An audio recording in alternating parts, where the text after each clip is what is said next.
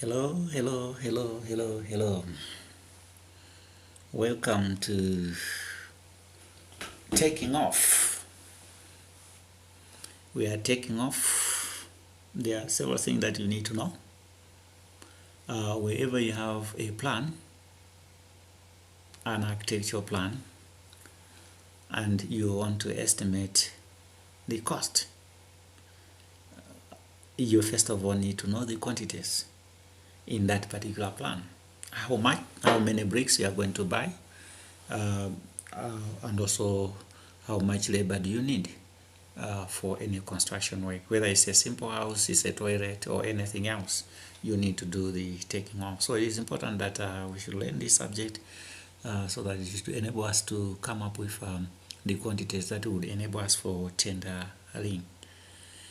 So to do the taking off, you need the dimension paper. So taking off is the process of reading off dimension from the drawings and writing them down in a specific order on a special paper called the dimension paper, and inserting an appropriate description. So as it is in this, you have to transfer, not necessarily transferring, but you read off the quantities from the drawing, and then you fill in this column in the appropriate column, I should say so, and it has to be accompanied by a description. So that will be the taking off.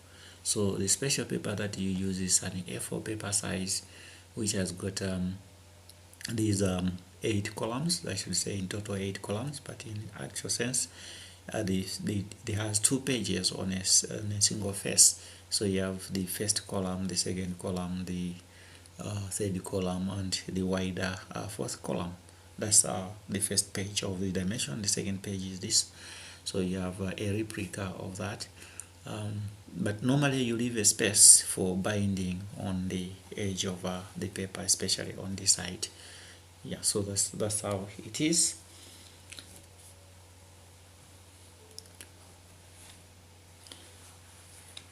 So the dimensions are scaled. Actually, when you're entering the dimensions here are scaled, or maybe they are taken direct from the drawings and entered in these spaces. So that's how it is. And so if we look at the columns, the first, like I said, so we are just taking, in this case, we just want to look at this half of a page, but that's a page as it is in this case.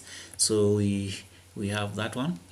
In this, we have the first column is the times in column, and then the second is the dimension column, the squaring column, and the description column. So this space which has been left here is there for binding purposes anyway, but the first column is the times in. So the times in column is used for multiplying the dimensions when necessary. Each number is followed by an oblique stroke. So this number is followed by an oblique stroke. A factor followed by a dot indicates an addition, or it is called dot on, like in this in this diagram.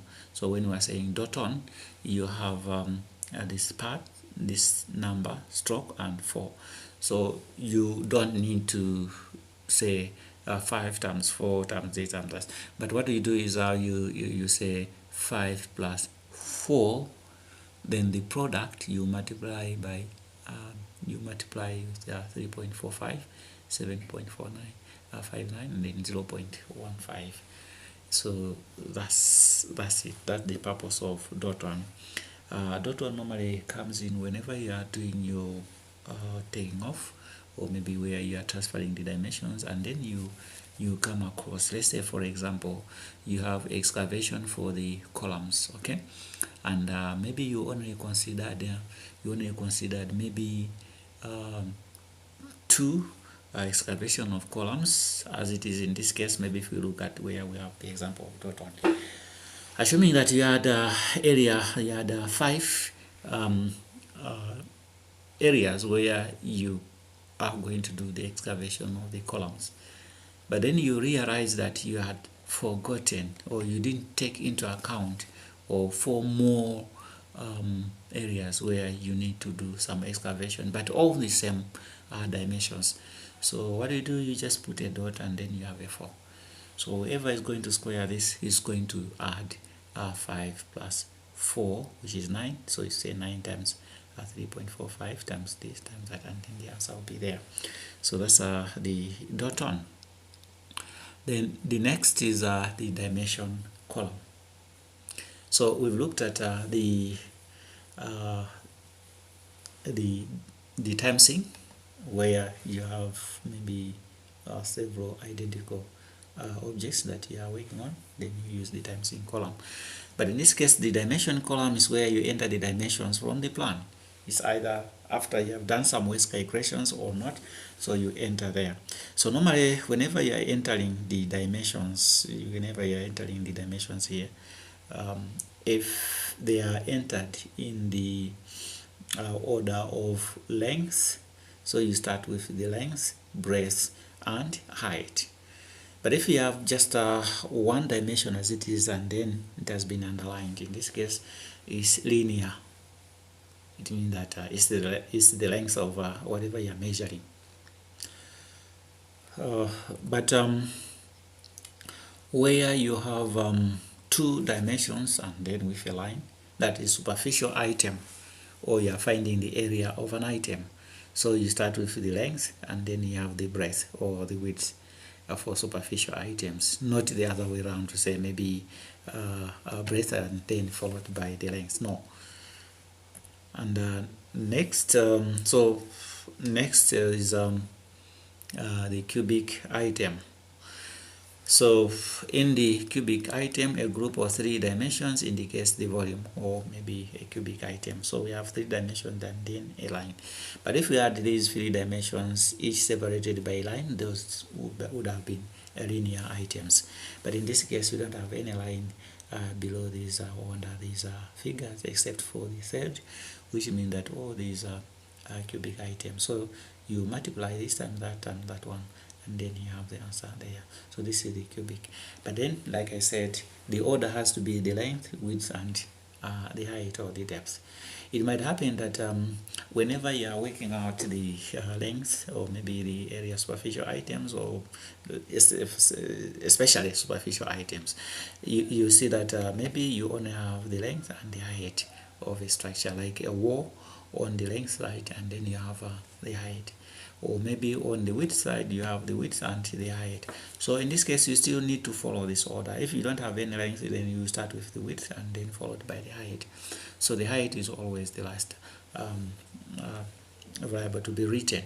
So that order has to be followed to avoid confusions with the ones who are going to do your work, or maybe to check your work.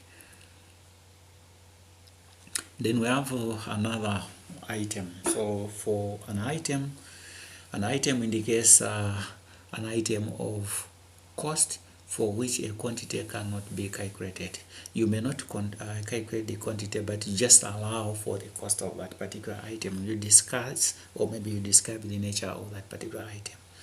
So like in this case, in the dimension column, we just write item, and then on the description you say allow for bringing to site and removing from the site all plant required for the work section. So the cost of that, moving the plant to the site and also back to where the plant was, you just insert as a figure, and that's how it is. One item, just something that you cannot cost at the time of whenever you are taking off. Yeah. And next is the squaring column.